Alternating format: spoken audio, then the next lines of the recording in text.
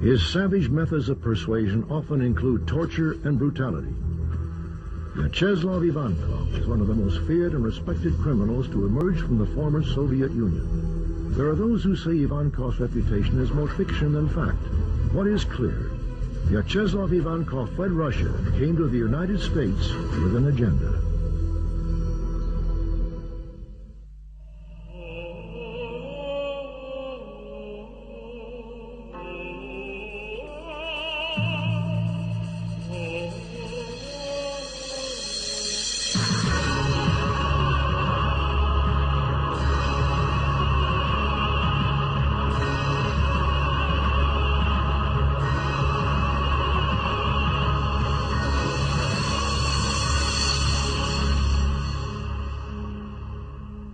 During the days of communist Russia, the government did not officially acknowledge the existence of organized crime.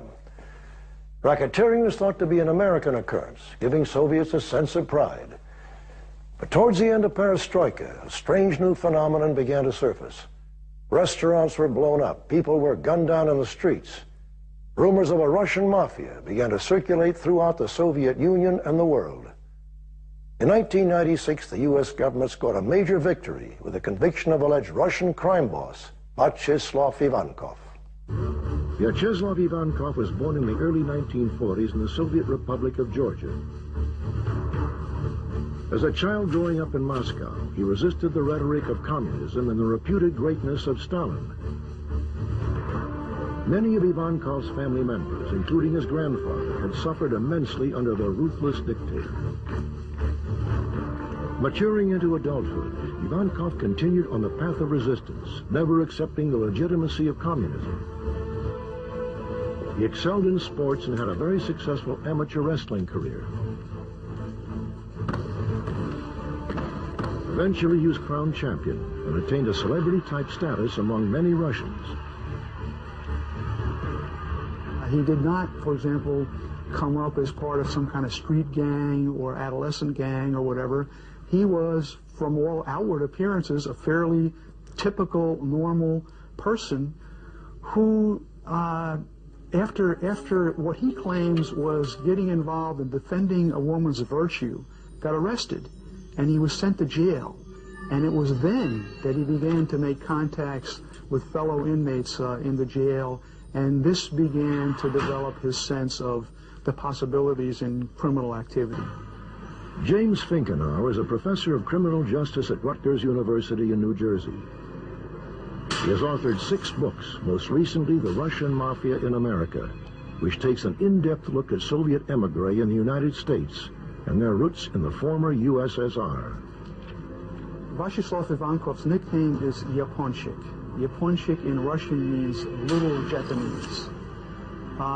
As I understand it, the attachment of this nickname to him came about because his face has a certain Asian cast to it. Upon his release from prison, Ivankov began his life of crime, capitalizing upon the Soviet Union's thriving black market economy. In the 1970s, a black market emerged, and this was partly because the money supply was increasingly getting out of the control of the authorities in Moscow. They were providing too much money, and this money fueled a demand within the public for more consumer goods. Demands which couldn't be satisfied by the increasingly inefficient Soviet production system. Yaponchik began to rise in the Soviet criminal world and was reportedly involved in schemes of extortion, racketeering, and drug trafficking. He eventually formed a gang in Moscow called Solntsevskaya. One of their scams was impersonating Soviet police officers and burglarizing the homes of wealthy Russians. People would have reported burglaries or whatever. They were going in to investigate these burglaries, and then they would steal stuff out of the home. They saw this, this role playing as police officers as being an avenue to get into, commit criminal activity. He was seen by his fellow professional criminals as a tough guy, as a smart guy, as the kind of guy, stand-up guy, if you will, the kind of guy that if you're forming criminal groups, this is the kind of guy you want. The kind of guy who doesn't back down, the kind of guy who can impose his will on others both physically and mentally, and he's this kind of guy. In 1981, Ivankov was arrested and convicted for robbery, drug trafficking, possession of firearms, and forgery. He was sentenced to serve 14 years in one of the Soviet Union's toughest Siberian prisons. While in prison, Ivankov's stature and reputation continued to grow. He was a hardened criminal who stood up to communists and fought to reform the Soviet prison system. Admired by other prison inmates, Yaponchik was elected to the status of Vor v Zakonie, or thief-in-law, a position held by an elite few professional criminals who are powerful, charismatic, persuasive leaders. These are professional criminals who reject any relationship or involvement with what they consider to be the establishment. They refuse to cooperate with the authorities in any way. They refuse to work. They refuse to participate in education. They just simply reject all formal status quo, initiatives, and they adopt a life of crime, reject their family, family ties, all those kinds of things. Jim Moody is a former Deputy Assistant Director of the FBI Criminal Investigative Division. He spent nearly 30 years fighting organized crime and is believed to be the first FBI agent to officially visit the Soviet Union. Yaponchik was a thief-in-law. He went through the coronation ceremony. He had been serving a prison sentence in a Soviet prison for torturing and extorting individuals out of their money. So he was a great extortionist, and it was in Russia. That's what we convicted for last time. Like his predecessors, Ivankov conducted business from prison. Reportedly, he fought for a more aggressive participation in drug trafficking and advocated a war against the Chechens and other gangs in order to break their drug monopoly. While Yaponchik was serving his time in prison, the Soviet Union was undergoing massive progressive reforms by its newly elected leader, Mikhail Gorbachev. Gorbachev's reforms in the 1980s were an absolute prescription of how to make an organized crime problem. I mean, the first thing he did the month he came into office was institute prohibition. And that allowed organized criminals to acquire 10% of the national revenues each year. There was an enormous amount of capital flight from Russia during these years, including money which belonged to the Communist Party, which disappeared into foreign bank accounts. In 1991, Ivankov was released from prison. In that same year, the curtain finally dropped on the Soviet Union, which signified the end of an era. The Federal Bureau of Investigation was informed by the Russian Ministry of Internal Affairs that Ivankov was sent by other Vori, or thieves, to the United States. His mission to take control and organize Russian criminal activities in America. But in order to better understand Ivankov, you must first understand the origins of Russian organized crime. An old Russian mafia leader once said, the Soviet communists were able to get rid of the bourgeoisie and the intelligentsia, but they could never, ever completely crack us. We had our own codes and our own individual way of collective living. We were for Russia, and not for communism.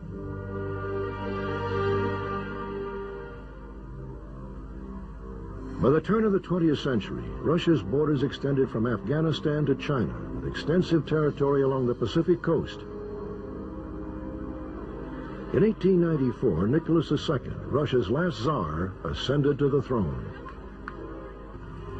There has always been a great divide between the haves and the have-nots in Russia. After the Russo-Japanese War, Nicholas II was forced to make concessions to reformers, including the creation of an elected legislature called the Duma. With the industrialization of many Western cities, Russian workers began to organize into local political organizations, or Soviets, united under the Social Democratic Party. In 1912, the Social Democratic Party divided into two separate parties. The radical Bolsheviks led by Vladimir Lenin, and the more moderate Mensheviks. Russian organized crime was always, from the beginning of this century, very closely tied with the government. Veteran foreign correspondent Stephen Handelman spent 6 years in Moscow as a bureau chief of the Toronto Star. He is the author of Comrade Criminal, which takes a comprehensive look into post-Soviet organized crime. The early Bolshevik conspirators, the early Marxists, saw Russian crime groups, Russian gangs, as a model, in effect, for many of their proletarian organizations. One of the reasons was because of their very close hierarchical paramilitary structure. They were almost impenetrable to outsiders. They were very small groups, small cells, who were very effective in what they did. We know that both Lenin and Stalin saw value in using the early crime groups, early criminal societies, as a way of furthering their own cause. The Russian Revolution came about for one important reason, and that was the impact of the First World War, which led to enormous human and physical losses, which disorganized the political system, and which weakened the Tsar. Although the Bolsheviks had great support in Moscow and St. Petersburg, they were by no means in control of the country, which collapsed into civil war. Many of the early Russian crime groups began fighting against the early Bolsheviks, and they began operating in all parts of the country, harassing communist officials. After the death of Lenin in 1924, Joseph Stalin became dictator of the newly formed Union of Soviet Socialist Republics, or USSR. A decade and a half later, Vyacheslav Ivankov was born under Stalin's ironclad rule. Young Ivankov would suffer great family losses due to the strict totalitarian policies of Eastern Europe's most feared ruler. Today, you find some of the older veteran gangster leaders calling themselves the early dissidents. They were the real dissidents in the Soviet state because they actually felt that the communist system was anti-Russian, anti-God, just about everything they believed in. And they saw themselves as the real carriers of the Russian tradition. They themselves called the Vorovskoy Mir, which is the thieves' world. And it was a world of very small, tightly organized criminal groups which were brought together by a very strict and hierarchical code. The leaders of these groups, who were called thieves in law, which meant really thieves within their own law, they were called vori.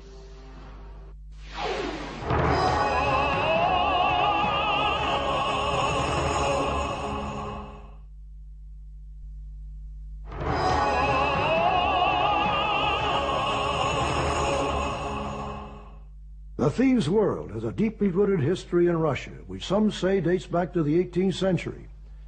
It is a legacy of political resistance and lawlessness that can also be linked to Vyacheslav Ivankov. The vor or thief is bound by a strict code of honor. The Vorovskoy Zakon, or thieves' code. He must forsake his family, refrain from marrying or having a family of his own. This does not preclude him from having a lover. He must never work. He must survive by criminal activities alone, help other thieves, and recruit and train young beginners in the trade. Limit his drinking and not amass gambling debts that he cannot cover. The thief can have nothing to do with the authorities or serve in the military. He must keep his promises made to other thieves and abide by punishment determined by other thieves in law. The thieves in law survived the gulag of the Stalinist labor camps and maintained the traditions of future thieves in law. Within 1 century, Russia had experienced 2 revolutions, the latter having a transnational crime effect which quickly spread across the globe. In America, Russian organized crime activities have been reported in more than 20 states, with staggering economic criminal activities in New York, Los Angeles, San Francisco, and Miami. In 1991, Ivankov was released from a Siberian prison after serving only 10 years of his original 14-year sentence. Like so many prominent Russian mobsters in the late 1980s, he had high-level political connections. Again, the claim, the basis of his ostensibly early release from prison is that he, through some others, bribed the judge to order his release. he consequently did get his release. He was well connected at high levels. For example, one of his contacts was with a person by the name of Yuri Chebanov. Yuri Chebanov was Brezhnev's son-in-law.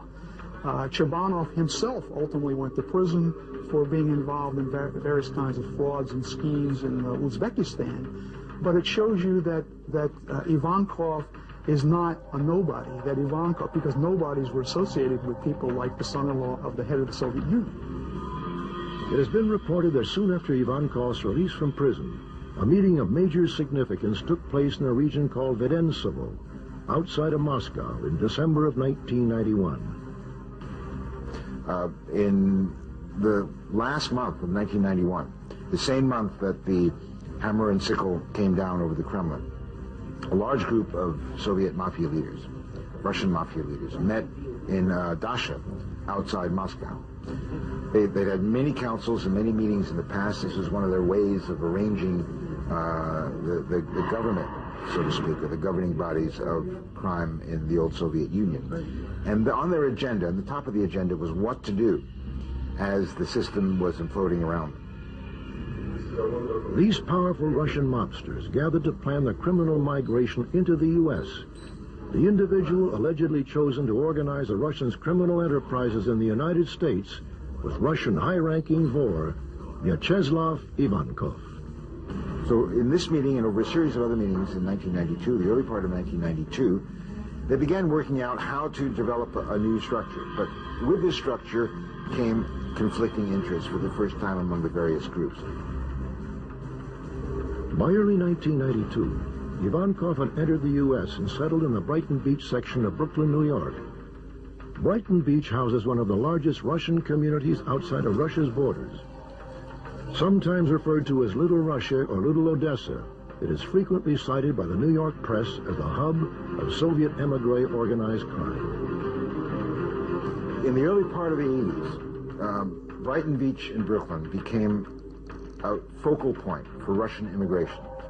Well, Brighton Beach is really the premier Russian community in the United States.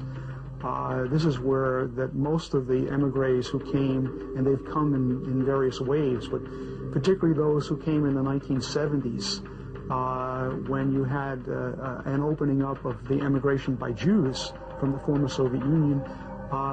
They would come typically to Kennedy Airport, and they would arrive at Kennedy Airport, and as has often been the case historically with emigres, they spread out within a narrow range of the port of entry into the country. I remember going to Brighton Beach in the 1970s and visiting a restaurant, and the manager of the restaurant came up to me, and I knew that this restaurant was one of the centers of organized crime in Moscow. And he had been the vice director of the restaurant and started to tell me about how many times he'd been arrested under Soviet rule, and every time he'd managed to get himself out of it. Once in Brighton Beach, Ivankov wasted no time in setting up and organizing the Russian community's criminal activities. By the mid-1990s, due to the fall of communist Russia, many Russians were free to leave the country. This mass exodus also allowed many former Russian criminals to exit as well. Late mid-1970s to late 1970s, early 80s, there were about 200,000 Russian immigrants that came to the United States. About 2,000 of those were hardcore criminals. However, by the mid-1990s, when the Russian communist system broke down and it was free and open for anybody to leave the system, you began to see the formal classical Russian crime groups leaving, sometimes on assignment from the godfathers in Russia, to settle in the U.S. and to begin to invest money and get involved in criminal activities. And they often shouldered aside these small-time gangsters who began in Brighton Beach and took over more and more and more of their operations. To gain entry into the United States, Ivankov claimed he was a film director on his visa. Ivankov was probably at that time one of the larger members of Russian organized crime that was operating in the United States. He had capabilities of having support with other members of organized crime in the Russian area, and he was able to infiltrate the ethnic communities in the United States, the Russian ethnic communities, because of his notoriety and his reputation in Russia. Russian organized crime members came to the U.S. with more than just a plan of how they were going to make money. They were also armed with years of experience in manipulating bureaucratic red tape. These Russian criminals had a wealth of knowledge in forgery, counterfeiting, and fraud. Richard Ward is the executive director of the College of Criminal Justice at Sam Houston University in Huntsville, Texas. The Russian Mafia is an extremely problematic group for law enforcement, and what makes them different is that here you're talking about some extremely bright individuals who are experts at carrying out a whole range of activities that are illegal. Everything from illegal immigration to insurance fraud, to crimes within Russia, to a growing involvement here in the United States. Russian organized crime in the United States is very violent. All organized crime is violent. There's just different elements of sophistication. Like the American La Cosa Nostra, one time we had 5 La Cosa Nostra members that cooperated with us and started telling us about murders. And they told us about over 230 murders, but we only had about 3 or 4 bodies. Most people just disappeared. The Russians are different in that they kill people and they're not as sophisticated about it, but they also do a lot of torturing of people before they kill them.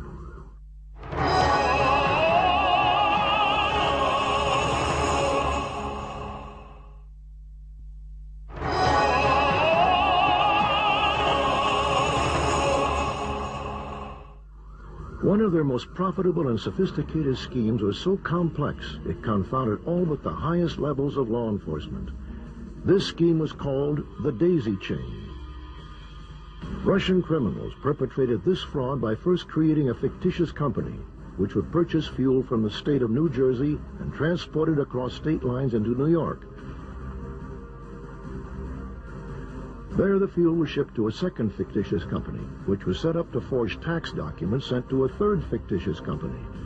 This third company would then distribute the fuel to the public and then collect the federal and state taxes. These taxes were pocketed by the criminals. By the time the government attempted to collect the taxes, the companies had vanished without a paper trail. The daisy chains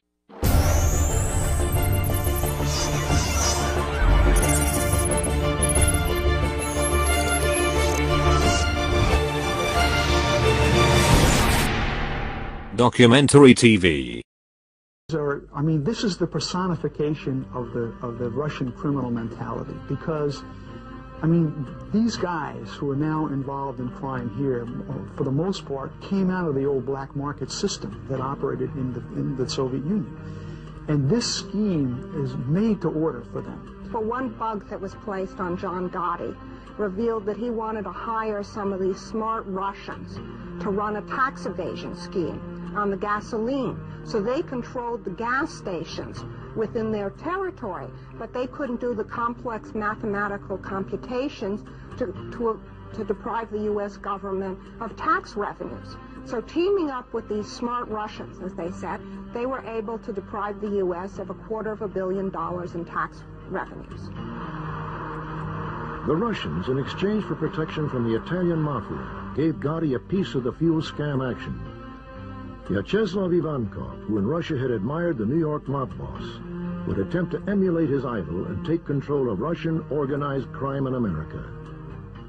Ivankov posed as a police officer and entered homes under the guise of official business. He was a thief, he was a thug, but he was smart, and he was in New York. He became the personification of the so-called Russian Mafia in America, particularly in the eyes of law enforcement and the New York press. As the highest-ranking member of the thieves' world in America, Ivankov brought with him a legacy of brutality and a tradition of surviving outside of governing rules. To say that he was the major figure in the United States, yes, he was. There's no question in our mind about it. There was no question in the Russian authorities' mind about it. You have to kind of understand that Ivankov's reputation is even bigger in Russia than it is in the United States. The news of his arrival in Brighton Beach sent fear throughout the community, which would ultimately become his base of operation. Japonchik quickly began to organize and establish front companies for his illegal activities. The illegal activities that he was in were extortion, prostitution, some gambling, narcotics. And he never really left extortion. He was always involved in extortion. And he also was very active in money laundering. Now, some of the companies that he used in money laundering, we don't know whether they were actually participants in it voluntarily, because he's still a strong-armed man. He's noted for torturing people and extorting them at the same time. So some of the people that were working with him were actually victims at the same time. He paid a Russian woman who had become an American citizen $15,000 to marry him so he could gain resident status. It was business as usual for the career criminal, but the FBI had become aware of his presence in New York and quickly began building their case. Primarily, his base of operation was throughout the metropolitan area, New York City. But obviously, because of his ethnic background in the Russian community, he spent a lot of time in Brighton Beach because of the community nature, because of the people that were there. He also spent a lot of time in Miami, Los Angeles, and Denver, and he was able to utilize contacts in those communities with other members of the Russian community to foster his criminal activities. I first became aware of Ivankov whenever I was talking to the Russian authorities and asked them to help us identify the major criminals in the United States that came out of Russia. And they provided me the name of Ivankov. Well, when we first started looking at Ivankov, he was bouncing from one city to another. He was primarily in New York City, but he was in Boston, and he was in Denver, and he was in Los Angeles, and he was in Miami, and he was in San Francisco. Then he may go back into Russia to meet with other thieves. So he was bouncing around. And we had a difficulty in identifying where he really was or who he really was. And we found out later, whenever he was arrested, that he actually had 7 passports. As you investigate organized crime, there's a few things that you have to understand dealing with professional criminals. Their strength is their secrecy. Their weaknesses is their secrecy. But their weaknesses also is they cannot stop conducting illegal activity. If they ever stop conducting illegal activity, they lose their position in organized crime. So regardless of what's going on, they have to continue conducting illegal activities. The Ivankov investigation was initiated in the early 1993 timeframe. We were working primarily ad hoc investigative activities with the New York City Police Department to focus on Ivankov's criminal enterprise. We were able to utilize the investigative expertise from the FBI in Manhattan and also the New York City Police Department to focus on Ivankov's activities. He was primarily active in Russia, but he also had some involvement in some activities in Israel and the United States. Kevin Donovan is a special agent in charge of the New York division of the FBI, which houses the Russian Organized Crime Task Force. In operation since the early 1990s, this special branch investigates organized crimes perpetrated by Soviet emigres. Since the early 1990s, we have worked ad hoc task forces with members of the New York City Police Department and other law enforcement agencies to focus on criminal activities. The use of task forces by the New York office is not something that's new. We have focused on criminal activities in drugs, organized crime, terrorism, and violent crimes through the use of task forces. In 1995, 3 years after Ivankov entered the United States, he became involved in a scheme to extort several $1 million from a Wall Street investment advisory firm operated by 2 Russian-born businessmen. Clearly, they were targeted because they were Russians. They were targeted because they were seen to be successful businessmen in this country. If they're successful businessmen, they must have financial wherewithal. Therefore, they make lucrative targets for this. They also were targets because they still had family back in the former Soviet Union. Apparently, the money that was the target of the extortion had roots in Moscow. Ivankov learned that the two businessmen had been wired several $1 million from a Moscow bank without the usual paper trail. Therefore, everyone involved assumed that the money had been transferred illegally. Wanting to capitalize on the situation, Ivankov had an associate attempt to arrange a meeting. The men refused. Ivankov reverted back to some of the street tactics he perfected in Moscow.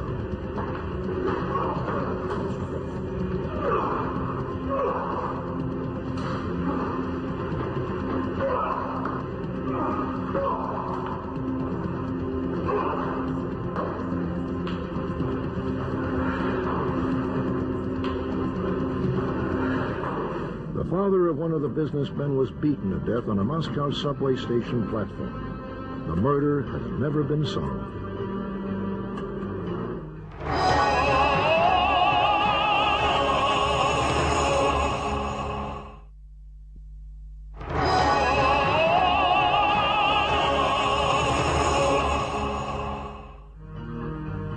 It became brutally apparent that there was no way of escaping Ivankov and his associates. Or was there? We became aware of the scheme that he was involved in through the victims.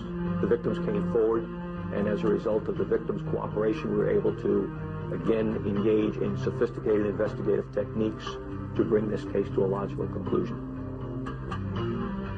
From his cellular phone, Ivankov ordered his associate to set up a meeting with the two businessmen. The message was given, and the men submitted to paying him $3.5 million. Another Ivankov henchman then drew up the papers documenting the amount of money that was to be paid. Everyone agreed, and the papers were signed. A few days later, on June 8, 1995, Ivankov was charged with extortion. We hope to identify his entire organization and to develop a significant prosecution of them. And we really wanted to put him in jail for the rest of his life. In Russia, they don't have long prison terms.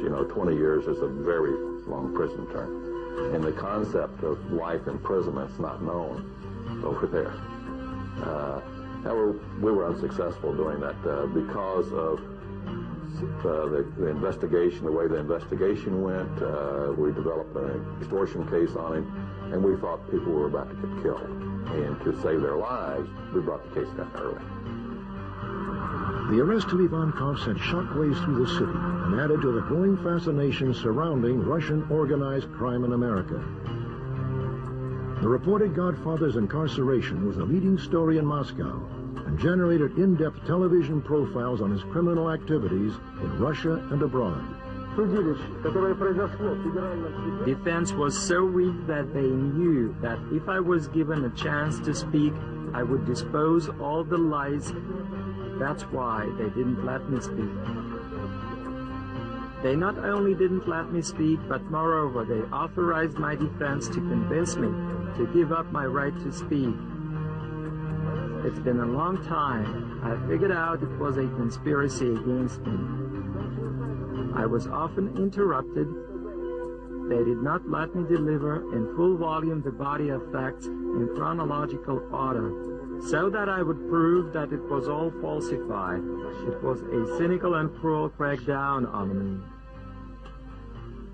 A professional criminal, an organized crime member, in a day-to-day basis is involved in illegal activity.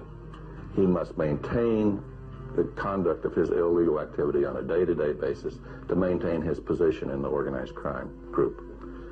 Consequently, if you go after him and target him, you will be able to identify the illegal activities he's in and develop evidence for successful prosecution. Mr. Ivankov has pled not guilty. We expect that we trust the jury, and we start the process today. Ivankov's case is a major case because it demonstrated the ease with which members of Russian organized crime families have been able to infiltrate the U.S. communities. We were able to focus on his criminal activities through the cooperative efforts of members of the community, other law enforcement entities throughout the United States and throughout the world. We specifically were able to develop cooperation in this investigation with members of the MVD, the Royal Canadian Mounted Police, and other international entities that continue to allow us to track and focus on Ivankov's activities. Ivankov was sentenced for 10 years and is currently in the Allenwood prison in Pennsylvania.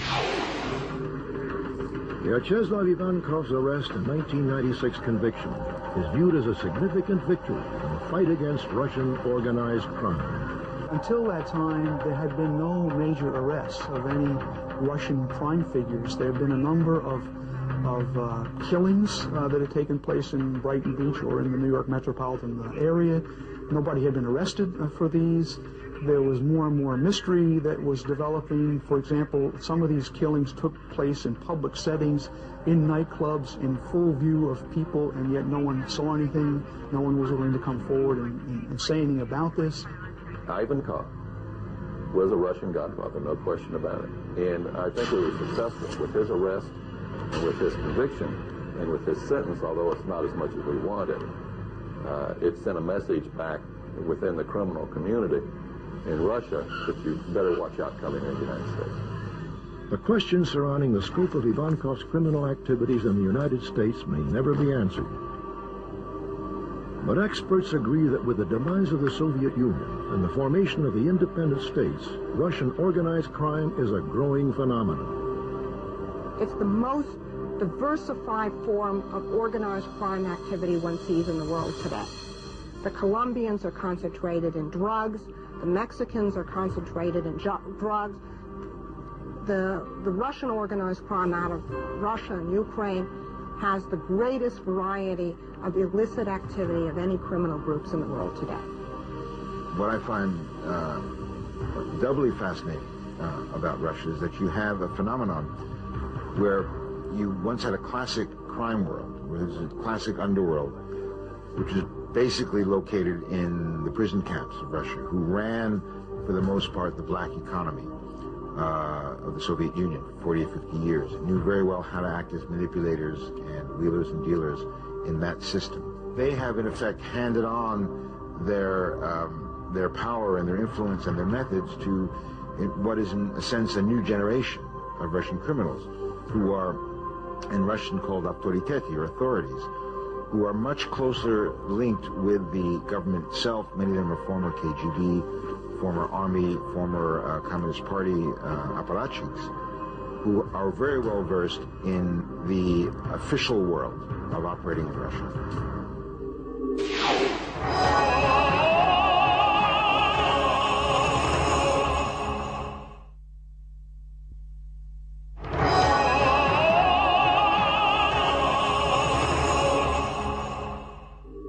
Handelman calls them comrade criminals because they have one foot in legitimacy while the other foot walks in the underworld that thrived in the shadows of communism. The Russians are particularly different than other mafia groups because they have a level of professionalism that really comes from their long record of being able to deal with a very difficult totalitarian system. They know how to get around it. They know how to get around the police.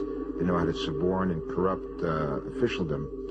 And most of them are quite shrewd and intelligent businessmen. Part of the problem, as we've seen, is the laundering of Russian money into legitimate businesses and their criminal activity through legitimate businesses. What is especially pernicious for the former Soviet Union is that the money moves only out. In Italy, in Colombia, in Mexico, organized crime groups invest in the country, but they don't invest hardly anything in any of the countries of the former Soviet Union. So they're just parasites on their economy without returning any of the capital.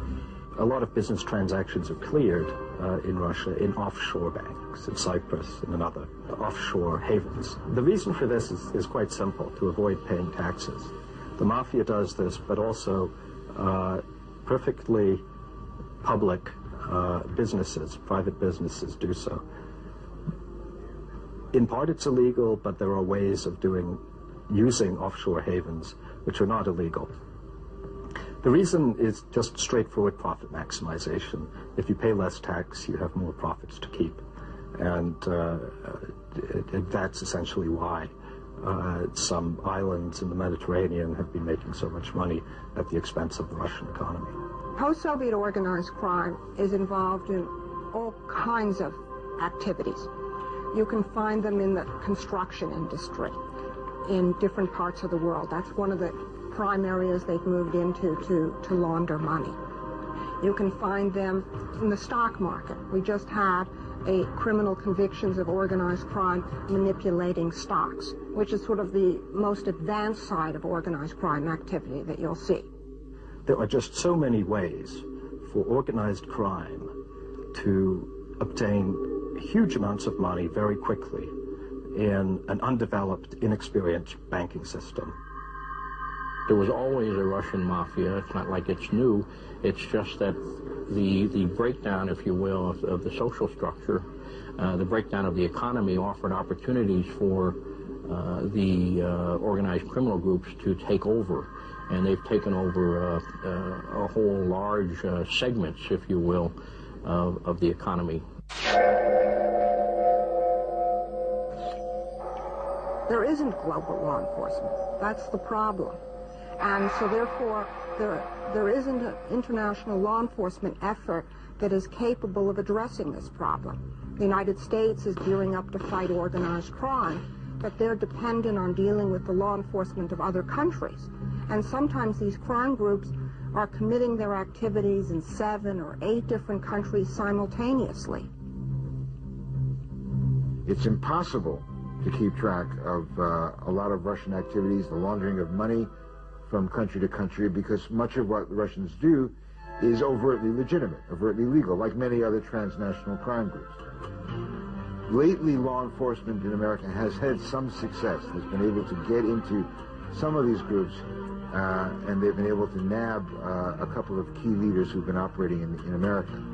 But it's still very much of an uphill battle. To this day, Ivankov proclaims his innocence and believes that his arrest and subsequent conviction was a result of a conspiracy concocted by the FBI and the Russian government. They would never treat in the same way a representative of any other nation. My right for the final word was taken away from me. I tried several times to say something. My defense said no to that. But I was not given the right to through the restrictions of trial regulations.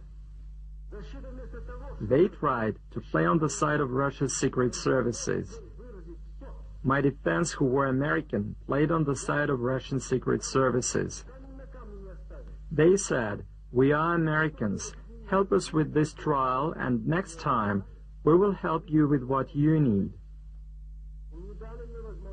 According to various law enforcement agencies, Vyacheslav Ivankov is just one of the many sharks swimming in an ocean of transnational crime.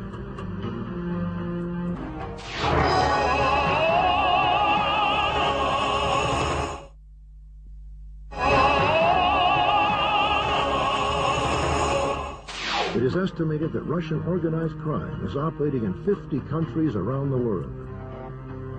Well, I can hardly think of any place in the world that they don't operate. I mean, one of the things that they're extremely good at is operating in offshore islands in the Caribbean or the South Pacific that you may never even have heard of. The challenges facing law enforcement in dealing with organized crime really focus on communication, intelligence, and cooperation in the legal systems.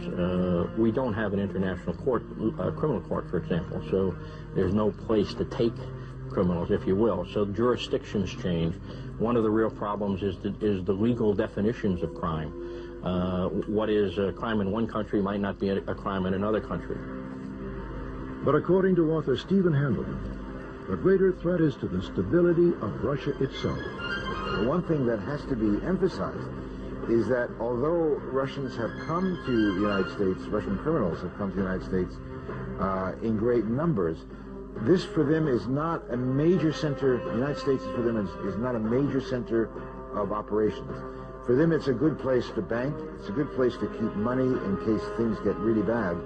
But their interest and their attention is still focused on the power politics of Russia, where the fight for the spoils of the old Soviet system still goes on, and where people are still in a vicious fight for power and for economic control of Russia's resources. According to the Russian Ministry of Internal Affairs, roughly 2/3 of the Russian economy is under the sway of crime syndicates. Swiss banks are estimated to hold $10 billion of Russian organized crime money. Russia has truly become a superpower of crime, and Vyacheslav Ivankov is just one figure in a country riddled with criminals. I'm Robert Stack. Thanks for joining us.